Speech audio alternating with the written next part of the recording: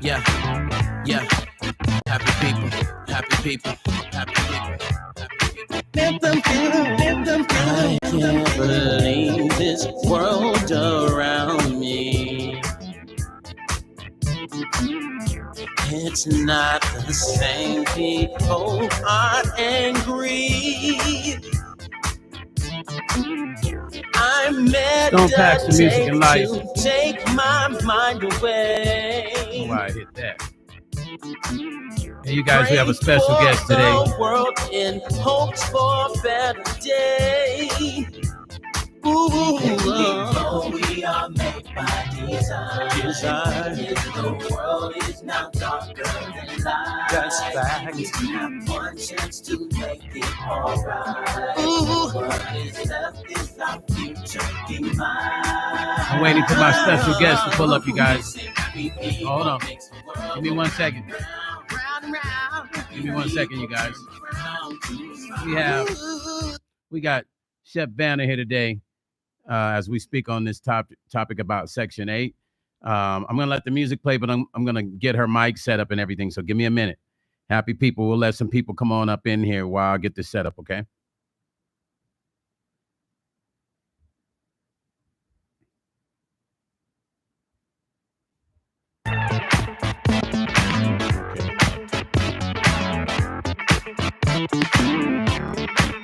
Yeah, yeah, happy people, happy people, happy people, happy people. Let them feel, let them feel. I can't believe this world around me. It's not the same. People are angry. I meditate to take my mind away.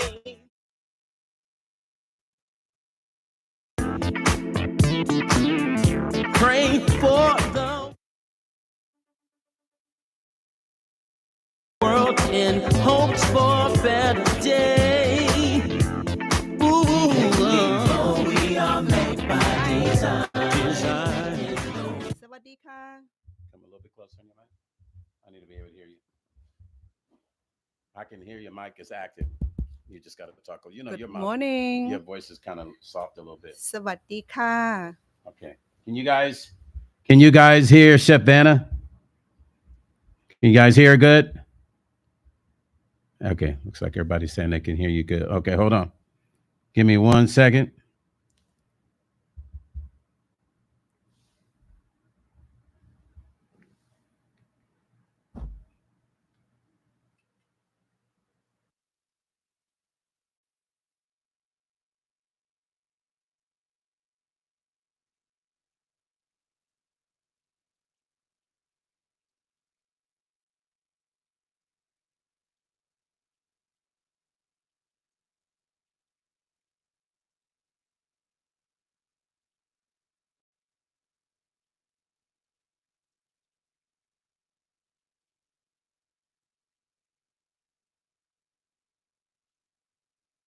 People call me when I'm live on YouTube. All right, you guys, hold on.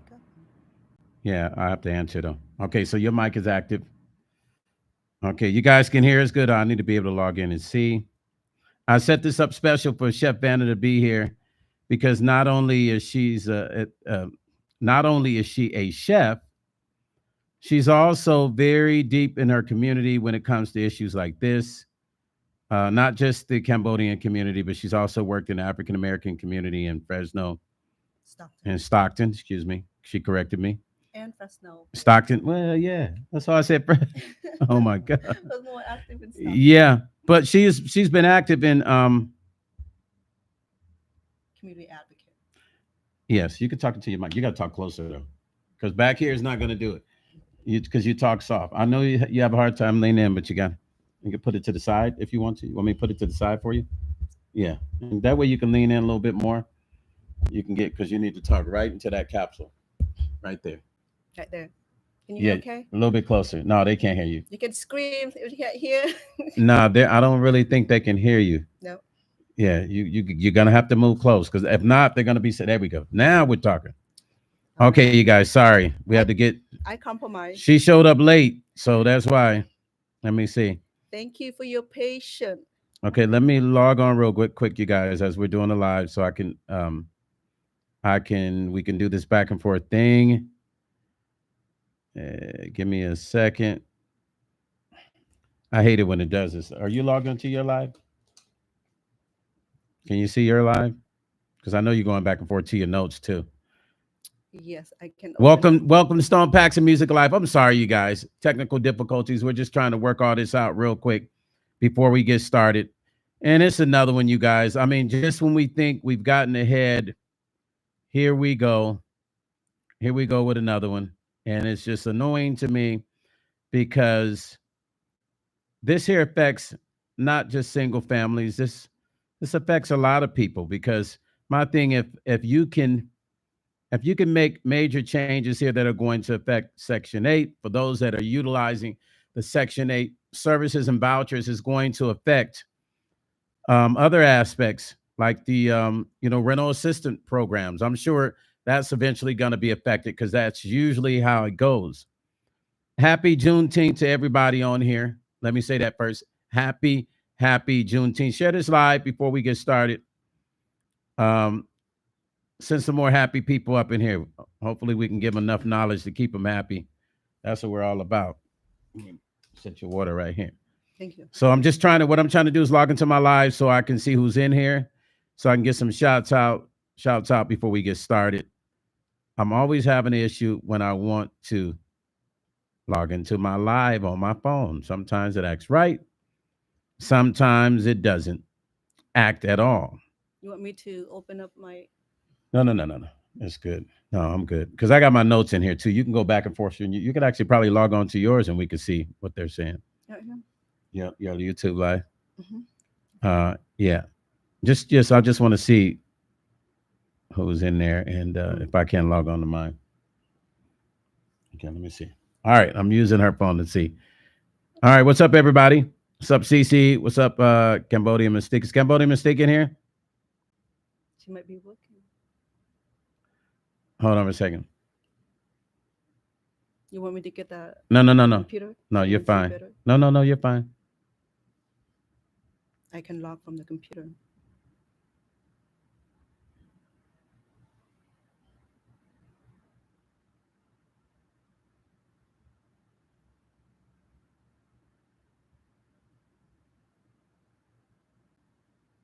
Hold on, you guys. I'm trying to find out what my other moderator is. Because I need everybody on there. Your moderator, you got to be on here now. Cambodian Mystique. Okay, we got to be on here, you guys, because we got to handle this. Okay, anyway, we're back. And let me say hello to everybody that's in here. So let's say hi to some of my folk that's up in there, the early ones. Dolores, hi, Dolores, welcome. Happy Juneteenth to everybody. Tessie, what's happening? Hello. To Tessie, Mama Sean, what's going on? Good to see you. Elizabeth, hello. Hi. Thank you for being here. Sonia, what's up, Sonia? Coming up here and get some of this Section 8 knowledge, Sonia. Orange, Lily, for you, what's happening? Hello to everybody. I appreciate all of you guys in here. Making sure I don't miss anybody. Thank you. Listen, you guys. So here we go again. Just when people feel like they have been able to get ahead of the game, then here comes another one. And this channel is all about being transparent. It's not just music. For those that are coming in here, those that are my regular followers, for the music portion of it, my channel is not just about music. It's really about educating people in general of what's going on around them in the world, and not just talking about one subject or me forcing my music on you all the time and making it about that. Even though I could do that, I want this platform to be more informative and talk about issues that really affect us in a major way long term.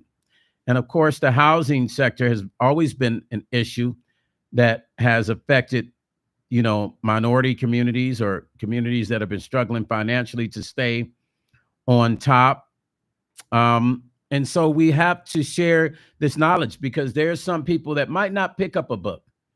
And there's some people, Chef Banna, there's some people that might not, some people just don't like reading.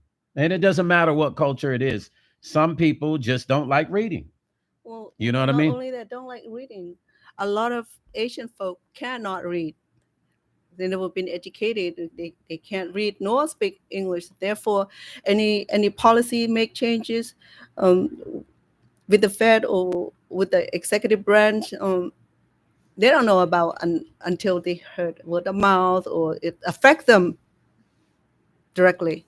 If the rents increase, or they're no longer capable of, or they're no longer on assistance, and then they realize, hey, something changed. So that's why the community advocate come in to help bridge the gap of the language disparities or the language barriers. So I spent the last 35 years working in the underserved community. When I use the word underserved, mean that people who don't have the access to that social justice and services that they need to help them to live a healthy life and all that. So, in conjunction with the African American community, what she's saying is the Asian community, and not all Asian communities, right? Some Asian Elderly. communities are a little bit more. But if you think about, when you talk about unprivileged communities, and we say unprivileged using a word like unprivileged as in not having proper access to the money in the community we need for in the programs that continue to help the community grow. The Cambodian community and the Hmong community and even the Lao community, right, are similar to the African American community when it comes to resources, right, and things Correct. like that, Section 8 and right. Right. We have the same struggles, all the South Asians communities, all the Asian community, even in the majorities of the communities, Latinos, for example, and the Black and the African American face the same barriers in terms of have accessibility to low health care, for example, and then lower housing. And working with the HUD program of Section 8 is not easy. We're going to go into details. How long does it take to apply for such assistance programs, whether you qualify for, or what are the income bracket for you to be able to qualify for such programs. And we're going to go ahead and talk about the homelessness that may cause through these changes. Though it's that proposed, it's not yet taken and it's not being implemented. But proposed meaning that they're working, changing the bills. Chef Banna will, when she talks, she'll get loud and she'll get soft. She'll get loud. You too. No, You startle me. no, don't do like We're gonna fight. Listen. So let's get into this, you guys, because Chef Banna cracks me up sometimes. Listen, here it is, you guys. This is the breakdown, and we're gonna go back. Chef Banna and I, we're gonna go back into some notes and stuff. The White House has proposed some major changes to the federal rental assistance program. Okay. In the southern tier. Now, when they say southern tier, I think they're talking about the South first, but if they're hitting one area, they will eventually work their way around the country. This is how it works. Some critics of the plan say that it could destabilize a region already dealing with upheavals in the housing market. So the South is already dealing with these issues already with these different programs, rental assistance. Now, here's some people that might only make a certain amount of money, and they need the rental assistance program to fill in the blanks to pay the rest of the money they can't pay. But what I don't understand, why southern tier? Where is that southern The tier? southern tier Georgia? well, when they say southern tier, they in general, they're putting the South in general. They're just kind of just throwing the South in there. They're saying the problem is already the southern tier in the South, which probably really means the South. Well, I'm thinking. Well, I have not worked outside of California. I've been in California half of my life. So I know what's going on in the community, especially in San Joaquin counties that are housed to thousand of Asian folks, and combine the Cambodian, the Laos, the Hmong, the Mien, and the Vietnamese, and so far and so forth, and include the Latinos and the Black communities in a nutshell. So I'm familiar with what's going on in that environment. But when I moved here in Las Vegas, the demographic population of Southeast Asians are relatively smaller. I think according to 2000 census, they have not upgraded 2010 census. They have not upgraded 2020 census yet. I don't know when they're going to upgrade it. Maybe take them another 10 years to upgrade it. But the community here is small. Yeah. Well, you're speaking of the Asian community, or I'm the talking about the Cambodian Asian community. Okay. So because we're going back and forth, she's talking about the comparison with the African American community and the Asian community, how the same effects play within the same communities. There's so much similarities in the Cambodian and Hmong community, and even Lao community, like it is in the African American community. I want you guys to understand it. Let's read some more. The Trump administration the blueprint for the discretionary budget outlines big cuts in government spending, including money for military and the Department of Homeland Security. I mean, they cut money all over the place. The plan proposes an around 40% reduction in federal funding for rental assistance programs. It would also effectively end the federal housing choice vouchers program, more commonly known as Section 8. Now, I know a lot of people right now on Section 8. It says the initiative was established over 50 years ago and provides housing vouchers for low-income households, allowing them to pay rent through the program. Now, I've always said, even thinking of Section 8 and thinking of welfare, I've always told people, take welfare and flip it backwards, and what do you get? Farewell. I don't know if that was, listen, and I'm not even trying to be funny. I don't know if that was by design, but where spelled backwards is farewell. So to me, there was some sort of coded message in that when it was created years ago. Now, to me, this cutting of the funding of the program is going to affect a lot of families. And it's not just going to affect low-income people, because there is some people that are getting rental assistance that have pretty good jobs, and they just can't seem to make their way. So they get the rental assistance program, which applies to every state.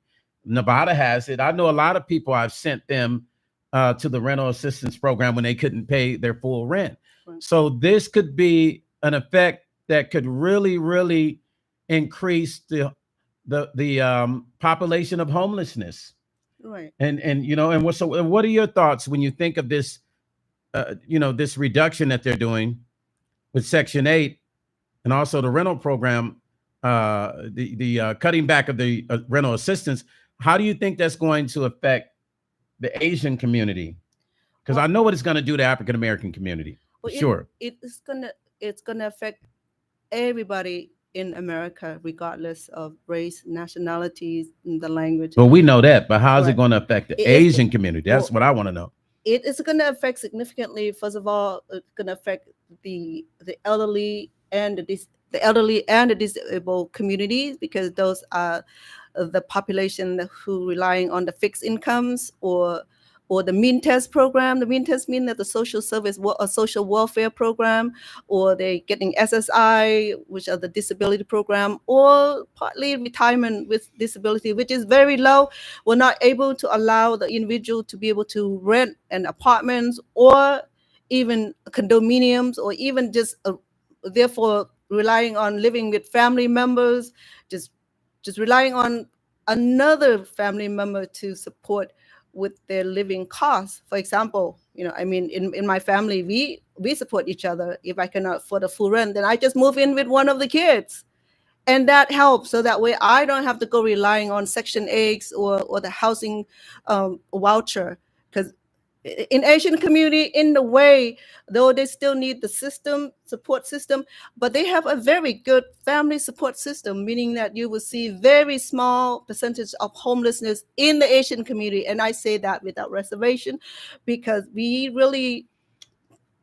No, keep going. No, you're good. You're doing good. So yeah. I believe that we have family dynamic where we don't allow other family members to go homelessness or hunger. Yeah, there we go.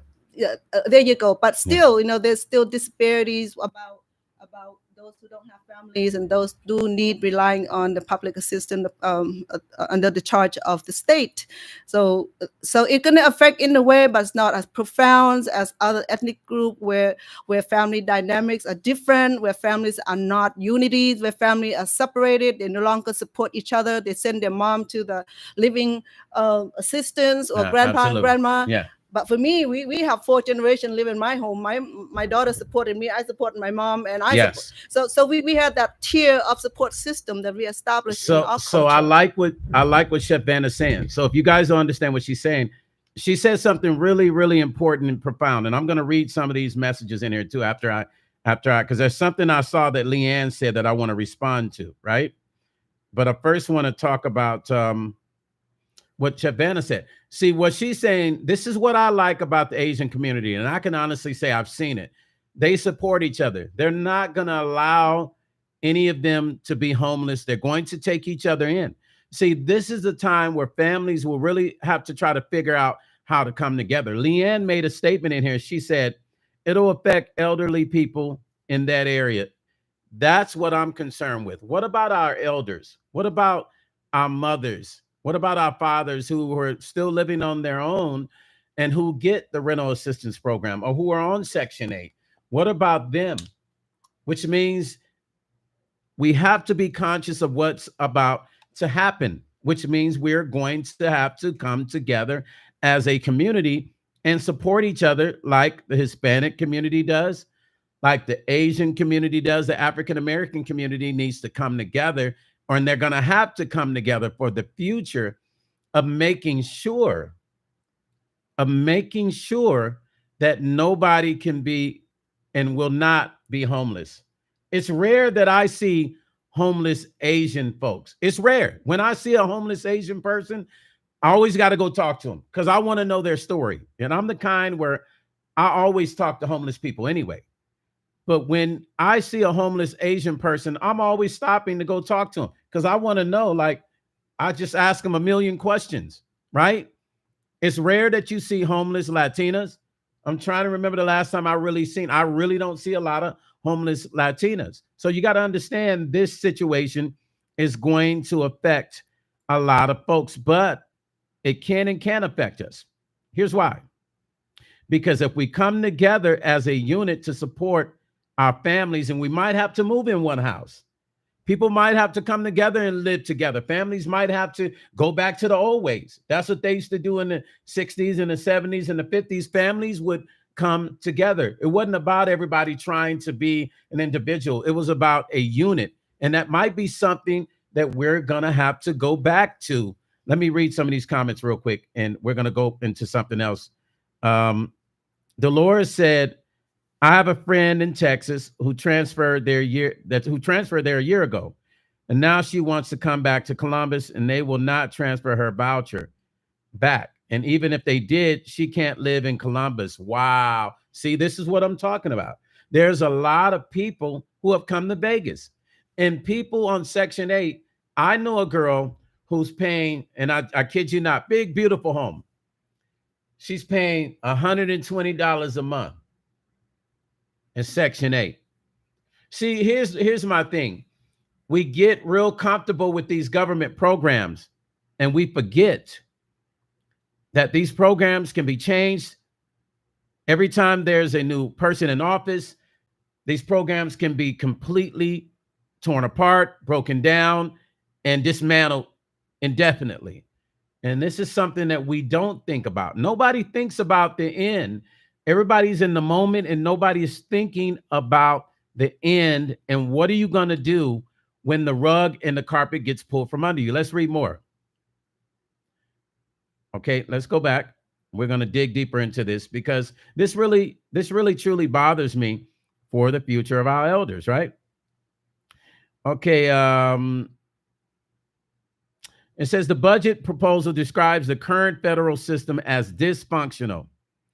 Instead, the White House wants to send remaining money to the states in block grants to be used for their own rental assistance programs built based on their unique needs and preference. So that's kind of deep. Well, we work with block grant before. That's very difficult to even get the block grant. They can't hear you. She's saying something very deep. Listen to this. With our block grants, it's also another type of government assistance, but it's very difficult to get block grant because then you have to compete with millions of other Africans even just to get assistance through the block grants. However, when I was working with the nonprofit organizations in San Joaquin County, representing in Northern California, what I learned about the Asian communities are these. Okay, so the community come together, select a leader, someone who can speak English, and someone who's educated, and then looking for property, the dilapidated property, the property the government is about to demolish, and then we went in and make the offering of purchasing it. So instead of demolish the property, the government said, okay, then we'll work with you. We'll give you the grant to fix this, but you're going to have to get a guarantor, meaning that you have to get the bank to come in and help finance the development of the reconstruction portion. So then we have the community leaders, the CBOs agency, not the sole owner, the partnership, and then you have the bank who come in to help develop and reconstruction, and then you have the HUD program who guarantee the lower rent. So that way the three organizations come together to make it affordable. So then they turn this 500 units into a beautiful government subsidiary project that is run by a nonprofit organization. They in turn to collect the rent, put it back into HUD turn into the block program and give the grant back to the community organization to run the social service program. So it's going in like a fan, clockwise of services where the government coming in, allow the people to have access to the fair housing or the low housing support, and then collect the rent, and the agency collect the rent and turn it to the HUD turn it back to you so that you can utilize into the grant money and provide the social service program. Not only that, it housed the people, it also provide the services to the people. This is what I learned about Apsara, this nonprofit organization in Stockton, the only one agency that does that, and the city so pleased. And so that people understand, because they don't know what Apsara is. You're gonna have to break what Apsara is down to them. So Apsara is acronym for Asian Pacific Self-Development, a residential association. So we deal with HUD project. We bought this property, dilapidated. The government is about to demolish it, but then there's about 500 family. Originally, the Asian family lived there. How are they going to relocate 500 family? Where? And it's going to get expensive every time when the government take dominant domains over properties or an estate. They have to pay a lot of money for relocation. So therefore, the government said, "Oh, well, we work with you. We'll sell it for $1. We still have that big dollars. No, so it take a few years to upgrade it, the apartment into 2-bedroom, 4-bedroom to accommodate the needs of the family size. So the agency existed. I worked with them for numerous of years. And when I moved here in Las Vegas, I was still working during the lockdown for a few years. Finally, they said, Banna, come back. We want you back. And of course, I can't return. And that led to my termination of my position there. Though I continue to advocate on the phone, people are still calling me. I reach out to the community here in Las Vegas. We went to the Buddhist temple to reach out to the community. I'm still able to provide an advocate because I'm a freelance interpreter. That worked well, allow me to work and allow me to have some residual income through working on my own, not through the CBOs. Let me read, and I hope you guys understood everything Chef Banna says, because she speaks multiple languages. So she's in and out of, Cambodian, Thai, and Laos. A lot of Laos and a lot of other languages. So that's why I always have to have her explain to you guys what, from her community standpoint, what certain things mean. Now, let me read some of these comments. Bridget said, Black people can't live together. Well, damn, Bridget, you are 100% correct. But guess what? They're going to have to learn how to. This is the future of how people are going to have to come together, because the way things are looking, the only choice is going to be people having to live together. Now, I know, me of all people, I don't like living with people, and I don't like people living with me unless they live a certain way. I'm very anal about that. But this is beyond us being anal about what we don't like with family members living with us. We're going to the future of survival. And remember, I'm telling you guys this. The rates, the Fed has they have raised the rates high as far as trying to get a home. In order for most people to get a home, you almost got to make 100,000 a piece each person in the household. The woman and the man literally almost have to make $100,000 unless you go down south. Now I was looking at some properties down south that was 30,000, 15,000, but they're in places you don't want to live. It's less than a used car. Yeah, yeah. Some of these places were less than a used car. But the thing is Dre always call Dre. If you're watching this, why do you call me when I'm live, Dre? You know I'm live. I think you do that purposely. Dre, I'll call you when I'm off the live. It's Charlie Wilson's nephew. Dre is calling me while I'm on the live. Monica, thank you for the $20 donation. Monica said, thank you, Stone, for caring and sharing. Absolutely, Monica. And thank you for supporting this channel with your $20 donation. We really appreciate you. Listen, Cece said they paid $37,000 a year in taxes. Now, Cece, tell me that's a lie. Please tell me that's a lie, because you would have to be the first place that I've ever heard anybody say they paid $37,000 a year in property taxes. Are you serious? Well, some state, for example, in not Philadelphia. No, I get you, but $37,000 is a lot of fucking money. Well, maybe they live in the village. California, some people are doing $10,000 a year, $15,000, but $37,000. Hold on, I'm waiting for CC to say. Maybe the investor, they have hundreds of property. No, CC said I think she's talking about herself. She didn't say that. She's saying in general. CC, what 37,000? Did I read that right? Trina said, same, elders are very important as far as my family. I will definitely help my family. We will pull together. And thank you, Trina. Listen, this is where African Americans have lost their touch. We don't pull together like we used to. We don't, but we need to, because that is really going to be the future of us surviving, or we're going to see more Black people on the streets, unfortunately. Yeah. Trina said, I appreciate y'all speaking on this subject. Yes, we have to speak on this subject for sure. And we should speak on it more than this one time as well. Thank you, Trina. Tessie said, such worthy work, Chef Banna. Oh, thank you. Trina Renee said, same here, Chef Banna. I have my family stay with me. Yes. See, Cambodians do this. I've watched them do it. They're very communal. You know, they're about their community, man. They will come together and they're going to make it work. Even if they're having differences, they're still going to make it work. Hey. You feel what I'm saying? Leanne said they did this back in the 1960s. It was called swap, different programs back then, but same thing. Absolutely, they sure did. Elizabeth said, blessings, Banna. You're an angel to be to the community. Everybody said, exactly, Chef Banna. Leah, Laverne Bryant, what's up? What's up, family?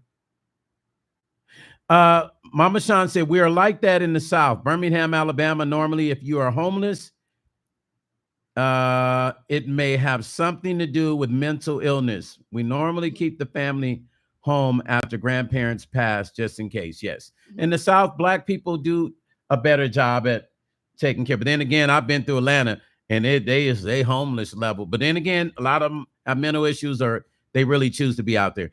Ty said, these changes are coming about partly because of its misuse.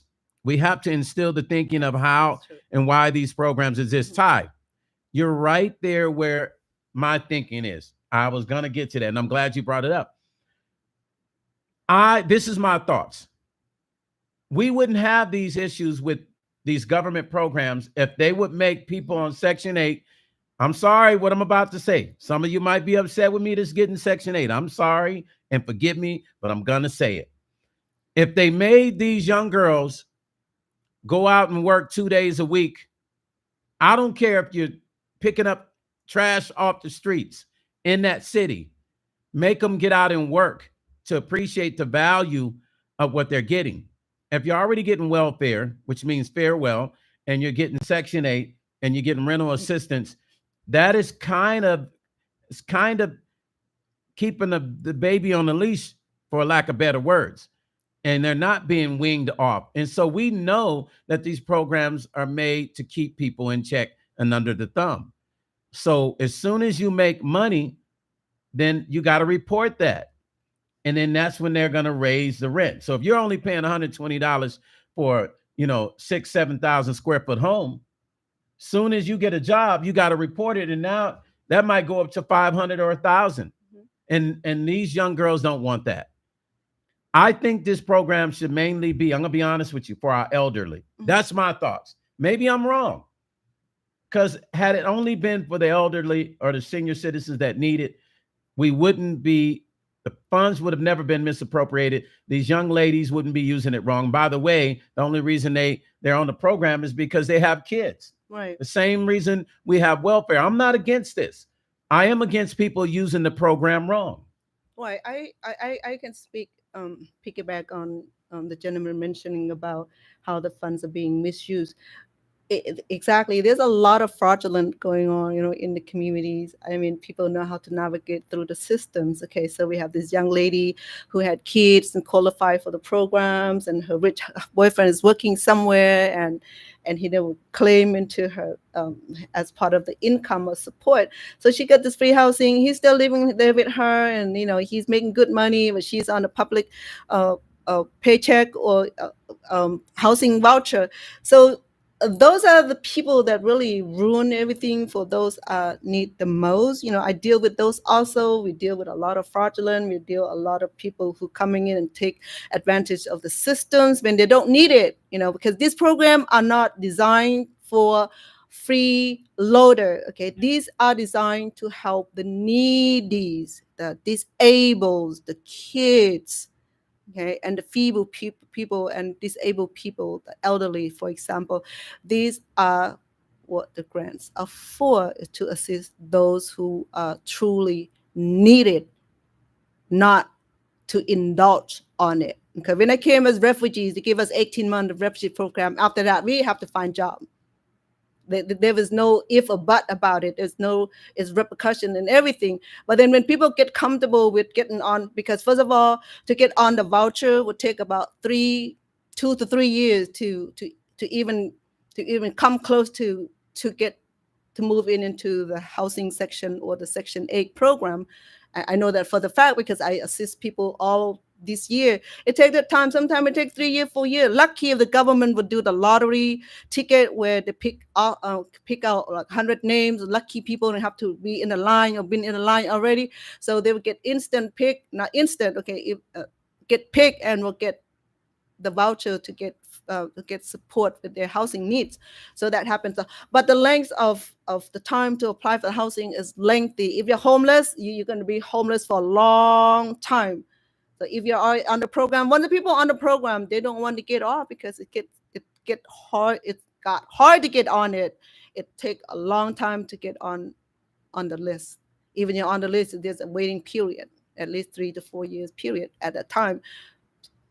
The elderly and the feebles and the ill, the sick people is already dead. I mean, it's.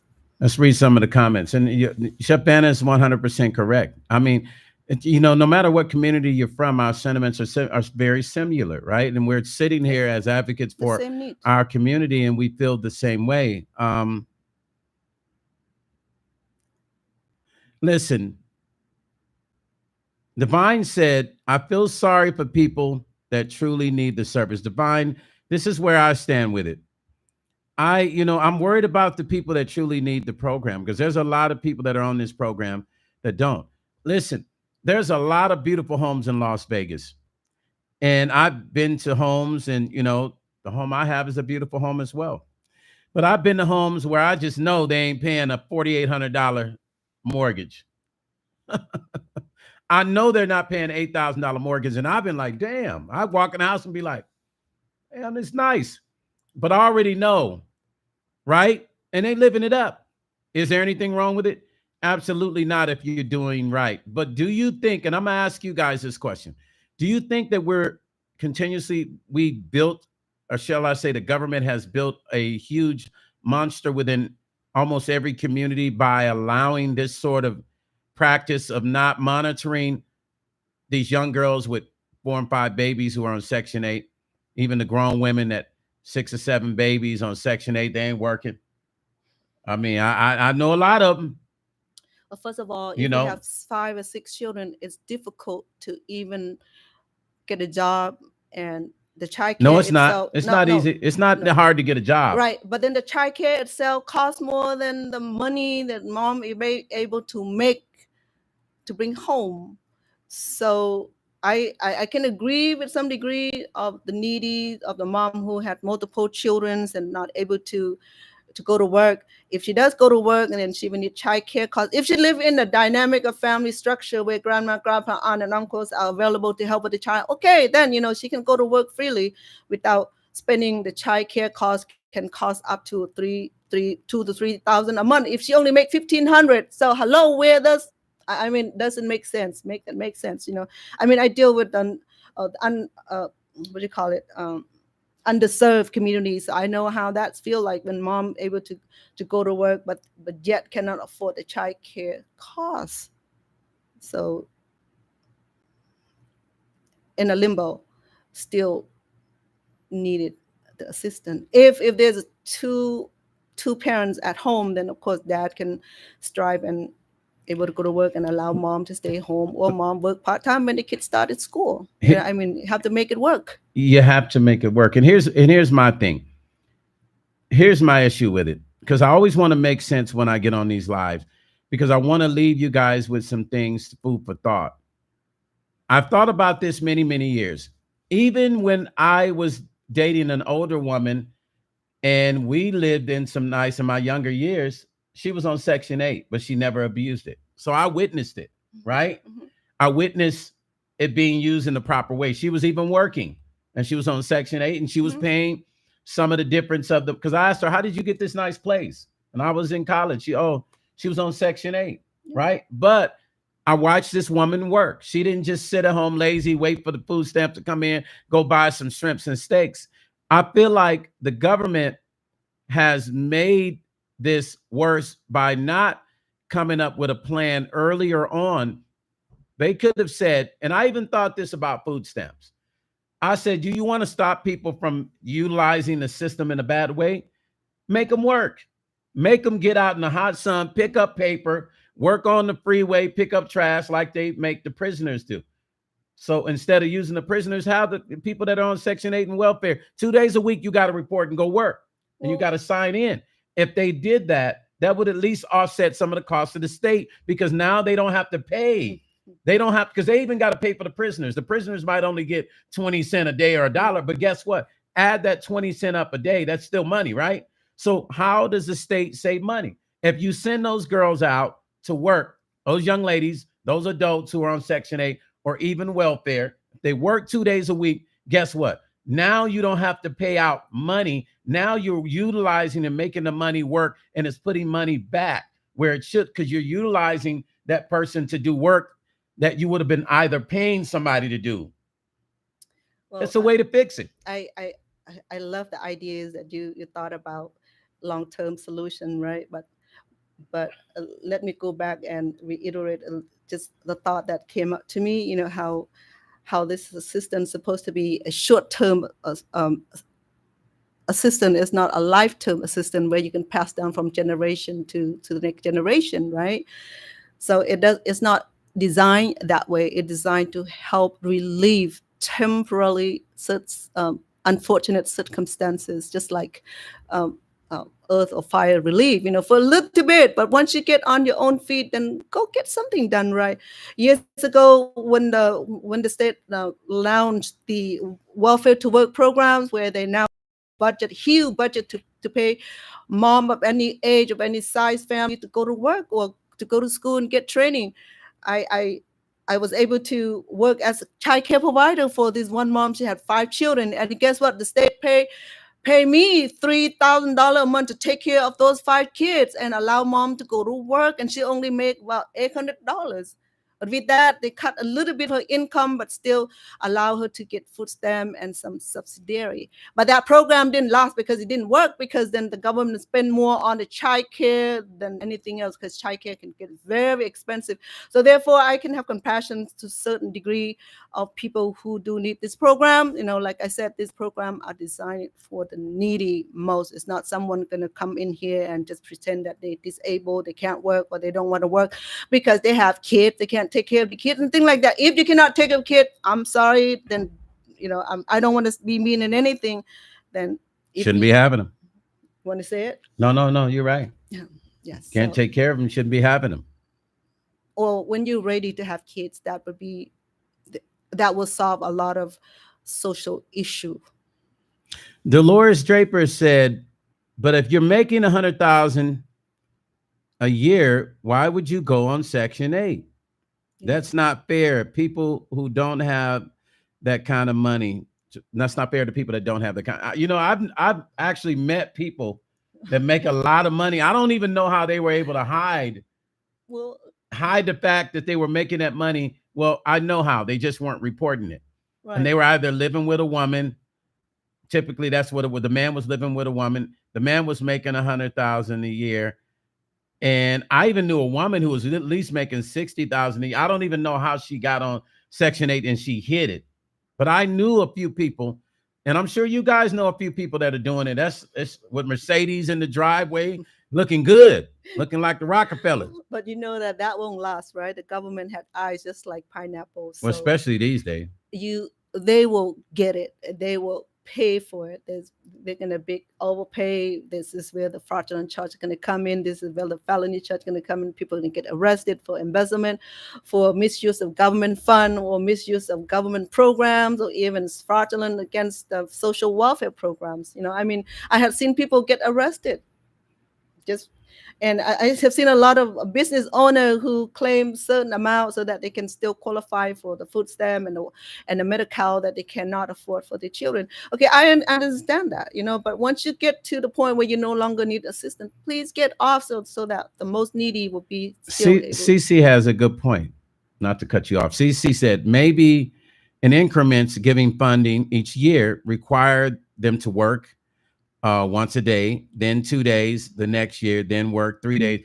CC, I love that, but no, they asses need to be working 3 days. Listen, CC, no, they need to start off with 3 days, because think about this.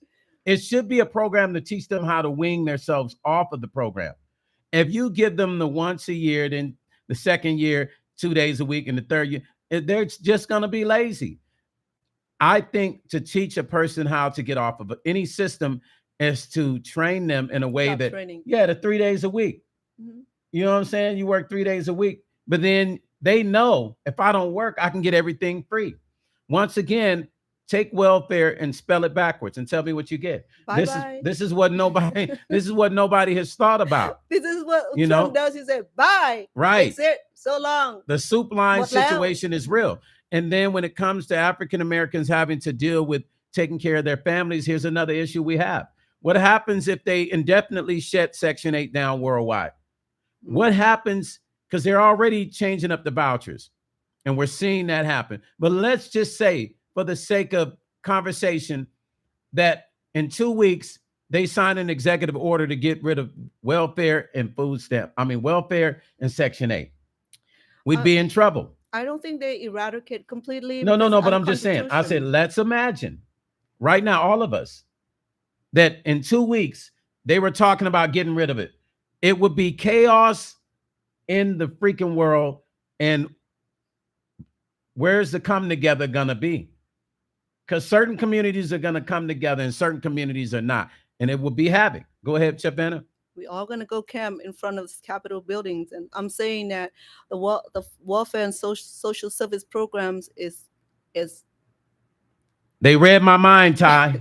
Oh, no, I'm sorry. Ty said something. They read my mind. It's guaranteed by the Constitution, so they can cut left and right, but they cannot eradicate the program. It's unhumanities. It's not for that. This is America. We the people, we pay tax into this. These are the tax dollars that go into feeding the needy, go shelter the needy. So these are the tax dollars. As long we have the taxpayer, the program will continue. The system, the government will continue to cut left and right, just like they cut the school funding, they cut the Department of Defense fundings and everything, the hospital funding, the healthcare funding. They were trying to nip and pick in here and there, but they cannot eradicate it. But they were working around where it's going to affect the communities. And that's why we, as community, as family, we can advocate. We can go to the Capitol. We can voice is like everybody else doing. We want something, we have to raise the voice. That's what we do. Diamonds Forever said something very deep, and I like your points too, Chef hear. Banna. Chef Banna always has some great points, just because like I said, she's been in the community, she's dealt with this, she's been an advocate for her community, she's been out, she's done paperwork, she's helped her community come to America by way of paperwork. So she's had to help them get housing and welfare and all that. Damaged Kisses said, this is so depressing. I know. She said it's hard to see a world where everyone one's together. And I know it is, Damaged Kisses, and I'm sorry, but I just want to bring consciousness to it, because if the conversation's not had, if it's time to prepare, then we're in trouble, right? If nobody knows anything. Let me see. Diamonds Forever. Make sure you do a spell check on your words. It's Stone, Stone, sis. She says, Stone, what happens to disabled seniors who can't work that are on Section 8? See, that's the shit that bothers me. That's really my only concern. I could care less about the young folks. They can get up and get a job or stop having babies, okay? Because there would be no need for Section 8 if you didn't have a whole bunch of babies. Now, I'm not against that. I'm just saying my compassion will fall more towards the seniors that are on Section 8 that just, they're disabled and they can't get around and they can't do what they need to do and they need Section 8. So here it said that it would also impose a 2-year caps of rental assistance program. So which is, well, they changed it now. They're doing a 2-year cap on rental assistance. So that work also, the 2-year period will allow a family to find job, to find a better living situation, or change the living situation. Melody was just saying that, what you said. Go ahead. Yeah. I'm sorry. So I think 2-year cap would be like a perfect example of social justice changes. If you're going to erupt and change like that, you're going to affect people. People are going to die. People are going to become homelessness, and the mental illness going to kick in. We're going to have such a terrible time to deal with. It's going to be far worse than the after we came back from World War II, where the depression period will return. So I agree with, if they're going to impose a 2-year cap for the program to assist with the rental or low housing rental assistance, I think that's perfect. After 2 years, you reassess the need. If the need is still there, and then you can apply for renewal. If the need is not there, then exit the programs and become self-reliance. Ty said, there's a new bill that requires you to work 30 hours per week to receive the assistance. This is in place. That's what I've been. Listen, I don't know if they heard me speaking the last 30 years, but this is what I've been saying. There's a way to fix it. And think about this, even with the criminal aspect, right? Even with crime. Because what I noticed when I was looking up these houses that were very cheap in these different states, and they talked about the crime level, they would be saying like 1 crime a year per 1,000 people. It was something amazingly crazy. So then I understood the dynamic of placing people in areas where there's more money, more access, people living for free, then the crime level goes up for some weird reason, right? You would think it would be opposite, where there's more poverty and not enough jobs that would go up. But it was actually opposite of that. We were just looking at the documentary. No, it was the content. This guy was driving around the neighborhoods and the history of neighborhood, and he went into look into the demographic and the crime rates and all that, and those society changed, but in some part of the world did not change. And I thought it was interesting. Remember, we were watching that the other day while I was working. So interesting how some of the consider southern tier, it does not really show as much as a turmoil like in the city or the being in the country areas. They're showing less crime in the real remote places where there's only, because these places had according to that documentary, that YouTube thing, these some of these places only had but the housing is so pretty cheap. I mean, 30,000, 40,000, 15,000 for a home. Right. Remember, the big home is only for $60,000, less than the price of Mercedes. That's affordable. I mean, if you make a payment, that would be like a few $100s a month. Why was so many homelessness in the big city like New York, like Los Angeles, like San Francisco? Because the rent are high and it's not affordable. Even just to get a 1-bedroom apartment would be like $4,000 or 2 to 4,000 a month. So, and as you see why there's so many homelessness in the suburban area versus into the rural area. And I agree with you, because the other day there was an eye opening for us. Because first well, who want to go live south where, Well, most people, here's the thing, like, even if you tell a person, if you can't afford to live in Vegas or New York, you can go down south and get a place for $200 a month. They want to be in the big city. They're not trying to live, because even in this $200 a month, they still have to have a job to pay that. And you would be surprised how many people that can't pay $200 a month. There's a lot of people that can't pay that. Hold on. Mama Sean said they have that program on Section 8. I was just having a conversation with a client that works with this program. They teach you how to purchase a home to get off the system. Yep. That's what I'm talking about. Too. Damaged Kisses says, I agree with that. If you are fine enough to pop out a bunch of kids, get your ass to work. Especially, I like that, Damaged Kisses. Especially if you're young. Young people just be having kids to get more assistance. Similarities of what was going on in the Hispanic community. Yes, and friends of mine share with me in the Hispanic community that Hispanics know that they go have another baby, then that buys them so many more years. Well, but then the government put a cap onto, I can't remember how many kids, right? If they only allow like the first 3 kids were born before the cap years. The cap years, after the cap years, you have 10 kids, they're only going to be qualified for food stamp and no cash aid. So then I think that was kind of narrowed down the strategies of how getting people off the system by stopping have kids. If you have kids, then you'll be able to take care of your own kids, and don't add those kids into the government payrolls. That's a government payrolls. To me, that's government payrolls. If you get on the mean test programs or on the social public assistance. So with that initiative, it didn't change much. People stopped having too many kids, but then they still have to take care of the kids that they already have. So for the next 18 years or so, if the mom and dad never get off the public assistance, then it go on for that long. I work with the community. I know in and out of how people work the system also. They don't want to get off because to get on SSI check, it's just like a lottery winning ticket. I mean, even you get $1,000 a month to go live with your kids, and you pay $400 to the kid, and you still have $600 to do what you want to do. And you get some food stamp, that's for your food, and you got the rest of the money, and you can do what you want. So to help better their life, supposedly to help better the life. Mama Sean said the program is called HCV, the Housing Choice Voucher Homeownership Program. Damaged Kisses said this is what I've seen in 5R. Okay. Yes, they have the program. I think in certain state in state of California, I think they adopted the program also, and under the HUD's program, they allow the first-time buyer to apply for the government assistance program.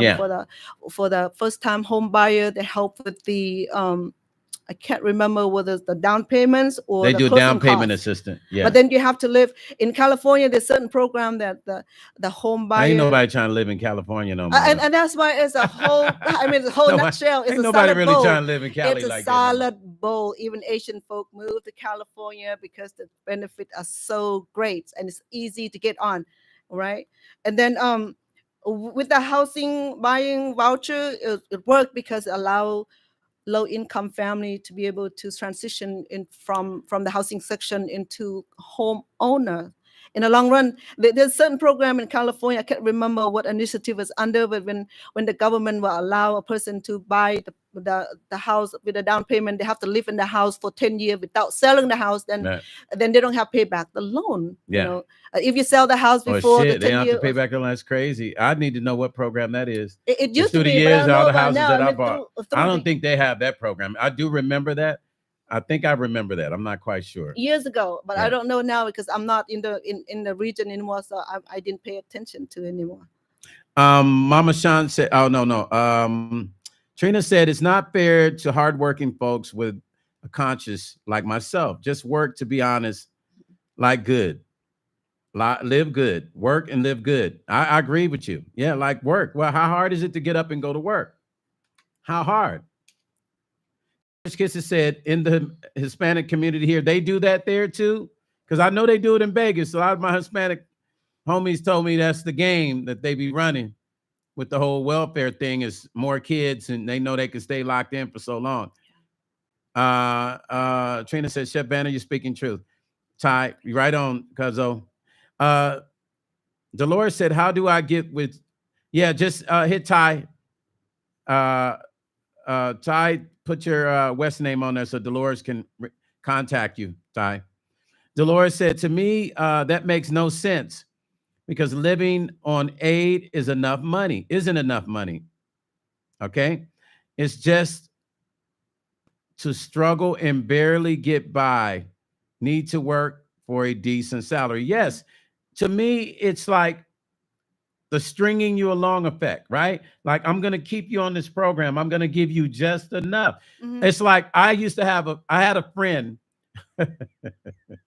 when his wife would only let him come to my house, she would only give him $10, enough gas money to get to my house and back home.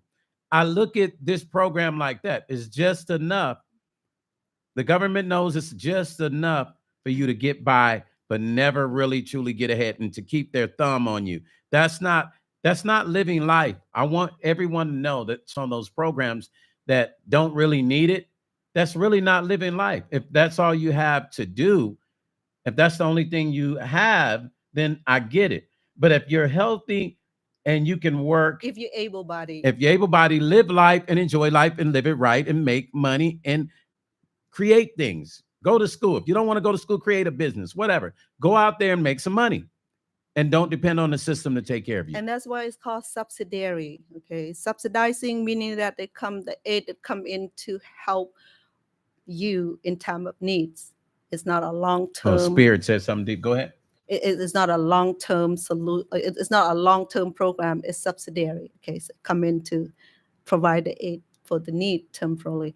Like, I like the idea of capping 2 years. I think I have 2 thumbs up for that. Allow people to go work, and maybe the training program are coming in, the job training program are coming, the more job development program can develop, so that way they can get people to participate in the welfare to work program, to get the people out of there, to help with whatever they need, so that the parent can go to work, at least 1 or 2 of them go to work, so that way then they working toward become self-reliance and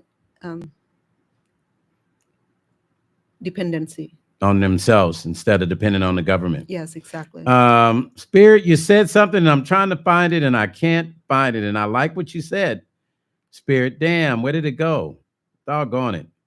Spirit, if you can post that again, because I don't know where it went. LT said, I too am concerned for those seniors who worked most of their lives and were forced into disability. For those seniors who have never worked or worked for just a few years of their life, not so much. LT, I'm with you. And this is really the thing that's been on my mind, is this. Elizabeth said, when I used to go to work, some of these people, social services office would be rolling up in Teslas, Mercedes. Oh, yeah, they be, listen. Hey, listen, Elizabeth. They living like the Rockefellers. I'm telling you, living like the Rockefellers, man. And it's like, come on, there's people out here working really, really hard. Now, taxpayer dollars are really taking care of these people. Don't forget that.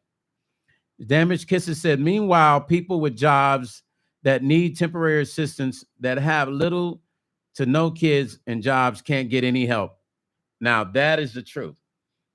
Because you'll go and try to get any sort of assistance. They'll tell you, oh, you're good. You make good money. You don't need it. But under the Obamacare and Health for All, I think the food stamp program also extended after during the COVID-19. The food stamp program for a single person also implemented. So if you fall into the categories where you can still qualify for a food voucher, you can apply for it. If a single person, I think you have to make less than $1,600 per month to be able to get Medi-Cal or even cash, not cash aid, the food stamp voucher. If you make more than that, it depends on the brand. If you claim all that, and then it might take into consideration. You're right, and I agree with you. I mean, for the people who between the crack, we call that between the crack, where you not make enough to be on your own, and you don't make any, you don't make much, and then you don't make enough to be on your own, and you can't get into the system because they say that, wow, you know, you need to, like, you make $1 more than your allowance. That $1 is what you do in $1 to get the dollar off your paycheck so that you can qualify for what, $50 food stamp or what have you. So this is what I learned about the system, is that I'm not praising myself, but I'm glad that I did the way I did it. You know, I have 6 children, and I was a single mom, and I have enough children now. Okay, 6 children, I can be comfortable on the public charge. Okay, I can be on the mean test program, but no, I decided that to work because I needed to be at work, and because the community needed me. So I make myself available to work, though I didn't make enough. But then I move in other family member to come in to help with the child care, to help with the rent. So I make it work, you know. So I'm proud of that. And now that when my kid growing up, and I see that they are not repeat the pattern of everybody else trying to relying on the public assistance, you know, to become entrepreneurs and business owner. And that's what I like about how you build those little different. It make a big difference. Yeah, that little bit makes a world of a difference. Let's read some of these messages. That mixed nut said, there's no more decent salaries. People make 30 an hour just getting by. Wake up, y'all. And he's right. 30 an hour nowadays is nothing. Right. Bisnessa said, Cali is so expensive. Absolutely. Yeah. Don't nobody want to live in Cali and they're acting like, oh, rent cap, and that's going to keep people there. No, y'all need to go down on all the prices. Let me see. Who else? Divine said, people move here. Yeah, people are moving to Vegas like too much, too crazy, right? Divine Goddess said, right, that's insane. It's too low of an income to live in for many years and be happy and get a job. This is why I push people to create businesses. This is why I tell people, create a business, please. Take a chance on yourself. Sheena said, I think there should be a cap of any government funding unless you're an elderly or disabled, right? I agree. Yeah, I agree. Mama Sean said the program is limited to first-time homeowners who have received housing, counseling, and meet the minimum income requirements. Yes, that's true. Thank you for sharing that, Mama Sean, because a lot of people don't know that. Leanne said, if you don't or can't do something for yourself while young and before children, it's going to be a true struggle. But if you can do before, add children into the mix, you'll be in a better place. No offense. Thank you, Leanne. I agree with you. Ty said it's true, but those days are ending soon. Okay. That mixed nut said all Americans slaving 8 hours a day should get 50. And man, listen, that mixed nut. Thank you, family. We should be getting 50 an hour with no problems. That really should be the working wage for the average person. True. Because other than that, what is the point? It's like working from check to check. And everybody is always one check from being homeless. We haven't even spoken about that. Well, there's no equilibrium between the rental cost and then your capital or your earnings. So your earnings is way below your rental requirement. So if you don't have second job or a person the second working person who two household incomes. Let me put it that way, and then you won't be able to survive. You were driven into homelessness, or even go live with grandma and grandpa if she opened her door for you. And the system have to work. I'm gonna read another message. Spirit says, what amazes me is the women that have their spouses living with them for years and never for years and never leave Section 8. Not a good look for the children in their household. Listen, Spirit, I know about 30 of those, and you're correct. And they living good. Yeah. They just enough. I mean, at least it looks good. I've even seen some really nice cars in their driveways. Well, they're living American dream. They said there's a chicken. That's the American ghetto dream. That's not the American dream. 2 cars every garage, and go borrow someone else's money, use someone else's money, live in someone else's house, drive in someone else's car. That was a theory that was teach in the. Miss Sandthrope said, don't forget folks recently here illegal and legal getting housing right away. Now, let me tell you what I was disappointed about. I'm glad somebody mentioned that. Tessie said you're leading by example, Chef Banna. Oh, listen, thank you. what bothered me is when I saw people coming into when Biden was in office. This shit really bothered me. And they were giving people $8,000 voucher checks and immediately putting them in Section 8 situations.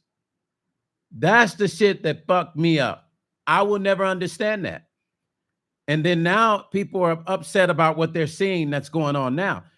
When our government put those people in that situation by allowing them to come here and not question them about nothing. But we know that was a political game being played so they can have votes. We already know that's what that was really about. Because how can you come here when you have Americans who weren't able to even get certain assistance, and then people just come in here and they get 8,000, they get a place and all that shit. So what's yet if those particular group of people don't have a mailing address, they can use the church address or they can use homeless shelter address just to get as long as you can prove that you had an establishment that they can send a letter to, you can get food voucher in California. And that's the fact. You know, I'm from California. I'm a Californian, so I know a little bit about what's going on in the Golden State. Miss Santhrop said something deep. She said there's people from all over the world still on Section 8 and or live in HUD housing. That's some deep shit to think about. Mm-hmm. Well, in California, I think it's everywhere because I'm from California. I can't speak for New York or for North Carolina because I'm not there. So in California, the government built this community housing. It's called Section 8 community or HUD program, where they build hundreds of homes and will move all those eligible applicant into this government home. It's called HUDs or Section 8 home, and this is where strictly for the HUDs program only. It's no single family home renter payer or mortgage payer. It will be just strictly small communities of housing sections communities, and they provide community center where we can go in and provide educational, or we can do activities, which is great. I mean, it helped improve the life. I'm loving the comment section today, you guys. I've never seen you guys this active, and I'm loving it. I'm loving the statements you're making. I'm loving the questions. But you guys are active today, which means this is a topic that is really, really dear to your heart, and I appreciate all the comments. Miss Santhrop said, I hope I'm saying that right. Miss Santhrop said, you have a choice: either work in a strip club or work as a home health care worker. The former one, you may have to lose your dignity with the first one. But she's saying, hey, got to get in there and make that money. Diamonds Forever said, it's sad because they build all these luxury apartments all these luxury apartments. Oh shit, where's that going? Hold on. They're supposed to, God dog it, why is this thing doing it?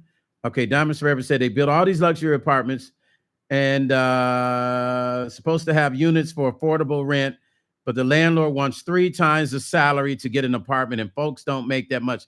Shit, they're doing like 1 bedrooms now are like 16 to 1,800 now. Studio. But let me tell you what happened in San Francisco right now.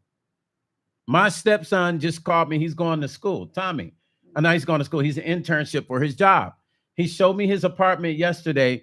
It's a studio. And how much you think a studio in San Francisco costs? Oh, 20. Almost 3,000, but he's paying 1,200 because they're dropping. Yeah, because Cali, I guess, is dropping down their prices on rental, and it's new. Wow. And it was beautiful when he showed me on camera, right? Something's happening. Yeah. So there's some things going on, you guys. We're thinking maybe there's some things. Supposedly they're supposed to be signing a bill that reduces rent. We'll see. LT said, yes, people knew going in these social uplift programs if they knew going in these social uplift programs have a cap, it might deter them from signing up, and force them to look for work. Most people know that when you get a voucher, it's for life. Yeah, that's like a lifer, in prison.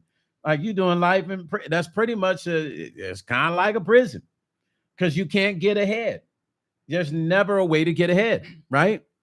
Dolores said minimum wage is a joke, and they continue to raise prices for people that are in the minimum wage salary bracket. Exactly. Now, let me tell you what Vegas did. So Vegas is supposed to be 15 an hour, right? The truth. Some places are at 12 because the government didn't tell them they need to do 15 now for the businesses, so they can gradually move it up to 15 an hour in 2 years and 3 years and 4 years, as long as they get to that cap. I thought that was really effed up. If you say 15 an hour, it should have been 15 right when they passed the law. Yes. You agree? That's Vegas right now. Businessa said, it's sad, so many people working and living in their cars. This is why we got to come together, Businessa. Hi, Priceless, how are you? How's it going? We have to come together. Auntie Mickey said, don't forget the situations with Social Security. By the time these youngins get to their retirement age, there will be no Social Security. Yeah, at all. Yeah, Auntie Mickey, there ain't gonna be nothing left. They'll have peanuts and the cream from the peanuts left, from the peanut butter. That's it. Yeah, with the what? The crumbs. That's it. Spirit said, all done by design to keep the poor poorer. Yes, 100%.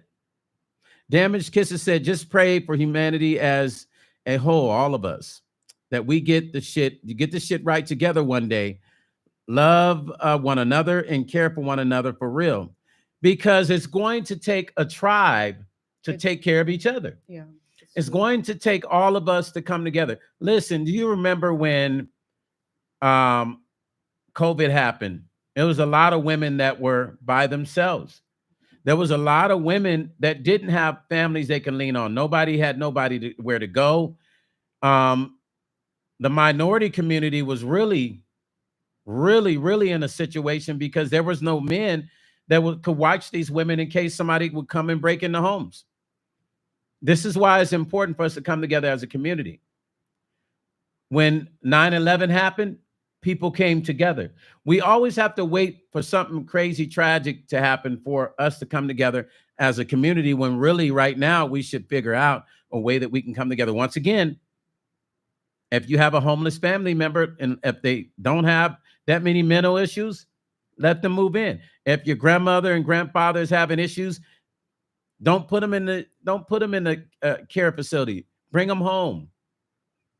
If you want to be paid, the state will actually pay you to take care of your own family member. Yeah, if you want the money, if it's about the money, the state will pay you, right? Yeah, that's what I do for my mom. My mom, she's almost 9 years old and she's feeble and disabled. So I apply into the program. It doesn't pay handsomely, but it pay me to just be able to stay home, and I have to work aside still doing that, to be able to find the time to take care of mom for her needs, cooking, cleaning, personal care, and to the doctor visit, and so far so forth. And you don't have to be there 24/7, but to have her in the home is better than to have the state caring for her, which we don't do that. I mean, I don't know about any other family, but in our family we don't desert each other. You know what I thought about, and it's funny that you say that. Has anybody thought about this? Now, this is something I've never looked up, and I'm sure Ty, when I say it, Ty is going to be on it, because Ty is always on it. What if, when the state decides to take care of our family member, right, and they're in a convalescent center or a care center, what if we don't even know if they're taking out insurance policies on our family members? It wouldn't be far-fetched from not happening. I could actually see that, because think about when they get your family member in there, they're so obsessed about their insurance money. They're so obsessed about getting the money. This is why we got to take care of our elderly. We have to see them out, because one day we're going to be older than we are younger, you guys, by the way. So just remember that. We're going to be older than we are younger. So if we don't take care of the ones we love, then there's not going to be anyone there to take care of us. And that's a fact. Priceless says it's not far-fetched. Yeah, Priceless. As I'm sitting here, that came to my mind.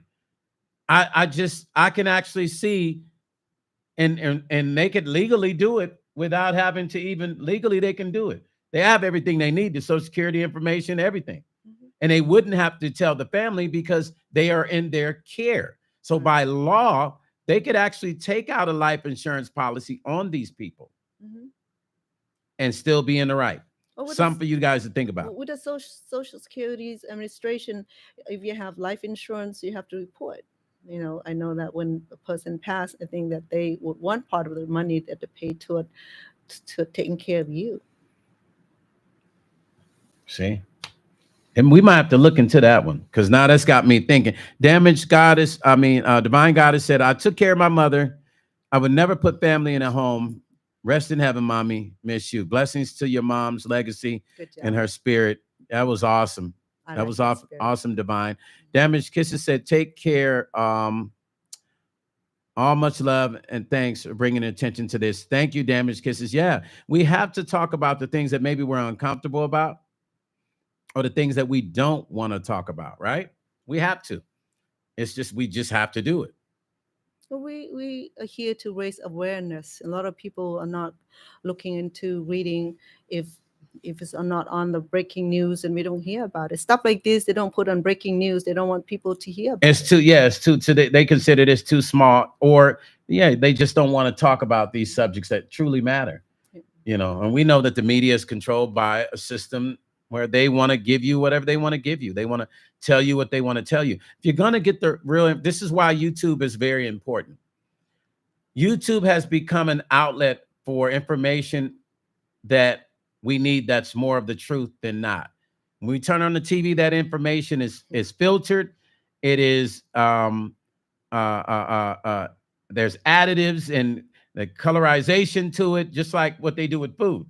And then they serve it to you. When you come to YouTube, this is why I say content creators have to be responsible for the things they talk about, because it's important to share information, and it's important, if you have a platform, to tell the truth and share the truth and help people. You have something to say, Chef Banna? No, I was reading the Beautiful Hearts in my CC.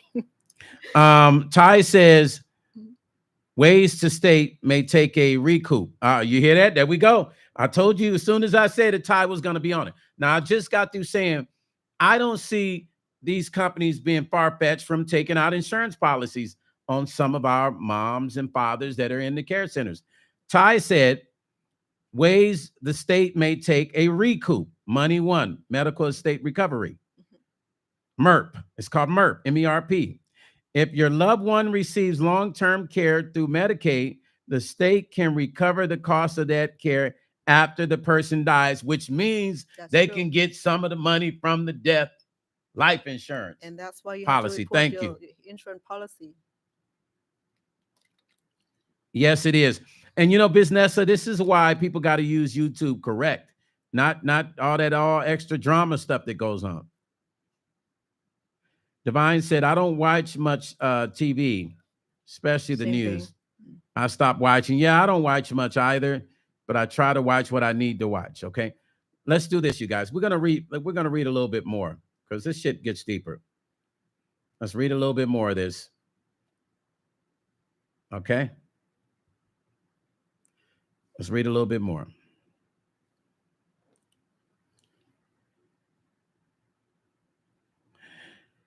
Let's see.